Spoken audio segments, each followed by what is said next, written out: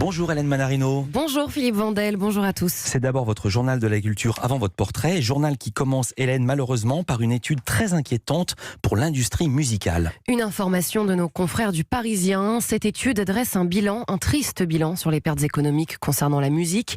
La deuxième industrie culturelle française, c'est 257 000 emplois, 10 milliards d'euros de chiffre d'affaires.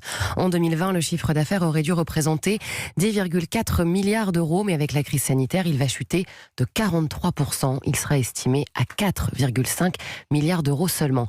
Les pertes des salles de spectacle, tournées, festivals, avec plus de 150 000 concerts annulés, sont estimées à 2,3 milliards d'euros. Les pertes liées à la baisse des ventes de CD, 200 millions d'euros. Les fabricants d'instruments, 75 millions d'euros. La SACEM, Société des auteurs et compositeurs et éditeurs de musique, a demandé à ses membres l'impact direct du confinement sur leur activité.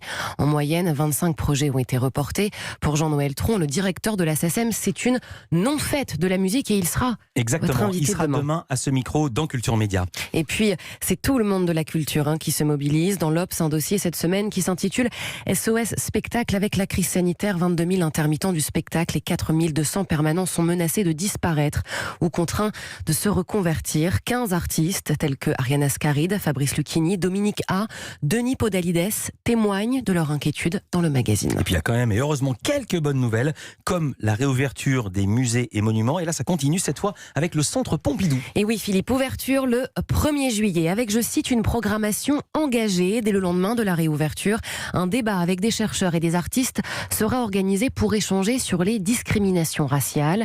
200 enfants seront accueillis cet été pour des ateliers, des rencontres. L'opération à 6 murs, 6 artistes invitera donc les jeunes à créer en extérieur. 6 surfaces murales ont été réinvesties. Fin juillet, Global Résistance mettra en lumière une 60aine d'artistes réunis au cours des 10 dernières années. L'exposition évoquera la contestation politique à l'heure des décolonisations. Et puis une lettre, tout à fait autre chose, une lettre écrite par Van Gogh et Gauguin exposée à Amsterdam. Oui, lettre exceptionnelle. Manuscrite, écrite donc à 4 mains, Vincent Van Gogh et Paul Gauguin. Elle date de 1888 et ils écrivent à leur ami Émile Bernard. Dans cette lettre, les deux artistes témoignent de leur admiration mutuelle, échangent sur le futur de l'art moderne. Ils parlent d'associations de peintres. Van Gogh se demande si elle doit avoir, oui ou non, un caractère commercial. Et ils évoquent une renaissance, un pressentiment d'un nouveau monde dans l'art. Ils écrivent, je cite, « Qui croit que cet art nouveau aura les tropiques pour patrie ?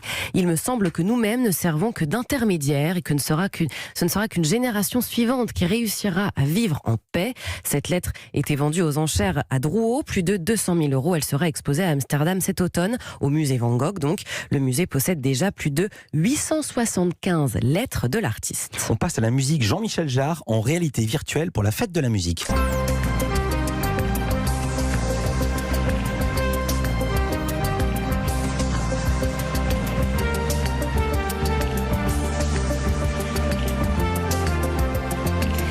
Il organise dimanche 21 juin un concert musical intitulé Alone Together. En direct de son studio, il proposera donc un show en réalité virtuelle où son avatar jouera ses titres. C'est quand même une grande première.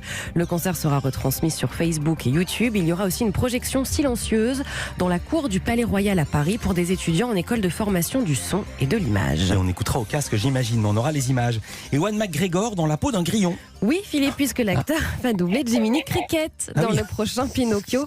Voilà, le grillon de Guillermo del Toro. Un projet avec également Tilda Swinton et Christophe Waltz. Il s'agit d'une comédie musicale. On va se replonger dans les années 30. Et puis on termine ce journal avec une interrogation que vous résolvez. Qui va incarner la princesse Diana au cinéma ? Eh bien, il s'agit de Kristen Stewart. Elle sera donc Lady Di au cinéma dans un film intitulé Spencer. Le film s'intéresse à la période où Diana a décidé de ne plus être la femme du futur roi. La production du film ne commencera pas avant début 2021. Merci beaucoup Hélène, à tout à l'heure pour votre portrait inattendu.